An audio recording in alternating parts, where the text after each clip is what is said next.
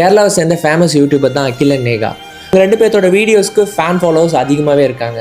தூங்கி எந்திரிக்கும் போது அவங்க ஒய்ஃப் அவங்க பக்கத்தில் இல்லை, போய் போலீஸ் ஸ்டேஷனில் கம்ப்ளைண்ட் ஃபைல் பண்ணுறாரு. அப்புறமா சிசிடிவி இதில் செக் பண்ணி பார்க்கும்போது அவங்க பேக் எடுத்துகிட்டு இன்னும் வீட்டில் இருக்கிற காஸ்ட்லியான ஜுவல்ஸ்லாம் எடுத்துகிட்டு அவங்க ஏரியாவில் இருக்கிற ஒரு டிரைவரோட எஸ்கேப் ஆயிடுறாங்க. அகிலும் இவங்களும் லவ் பண்ணி தான் கல்யாணம் பண்ணிக்கிட்டாங்க.